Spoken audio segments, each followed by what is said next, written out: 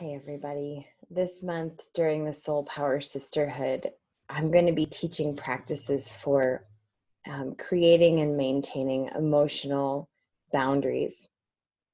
So, I am a person who struggles with boundaries. I'm a mom, I'm a wife, I'm a business owner, and I'm in a lot of different places throughout my day. And when I don't have emotional boundaries, what happens is I start to pick up the feelings of everyone else around me. And when I do that, I completely lose touch with my own inner experience, my own inner life. So my husband will come up from working downstairs and he's all stressed and wrapped up in his story and his experience. And without an emotional boundary, I can kind of, listen to his story and get wrapped up in it. And suddenly his stress becomes my stress. And the same happens with my kids.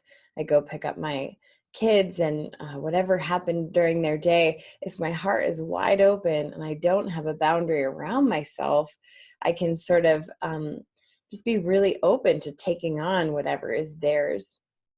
And I used to think that that was helpful to people I loved, to get wrapped up in the dramas in their own life.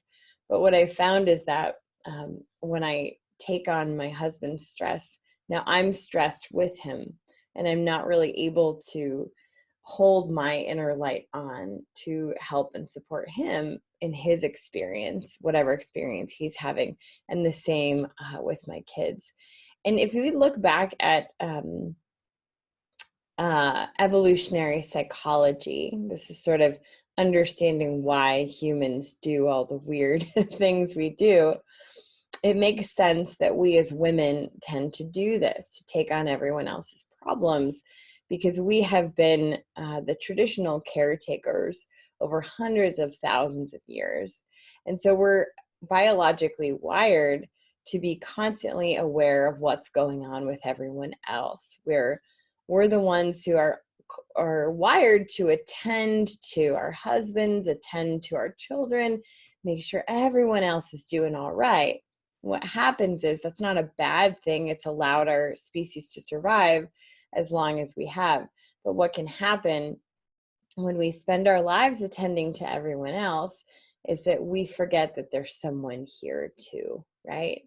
And that this someone has her own feelings and has her own dreams and her own desires and her own unique gifts to share with the world.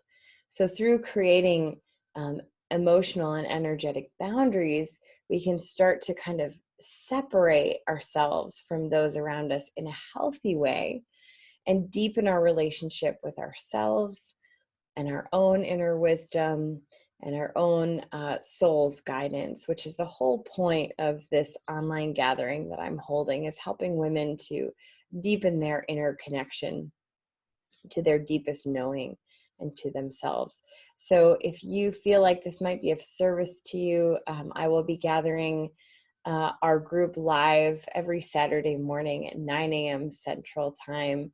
You can expect movement practices, meditation practices, journaling experiences, some optional sharing. We learn so much from listening to one another, and so that's a small part of what we'll be doing. But you can sign up here in this email or on my website under the services tab. I'm really honored and grateful that I get to share these tools with you now, and we'll continue to share with you some free practices as well to help you keep that inner anchor and that inner connection, no matter what's going on around you externally. Take good care of yourselves. Namaste.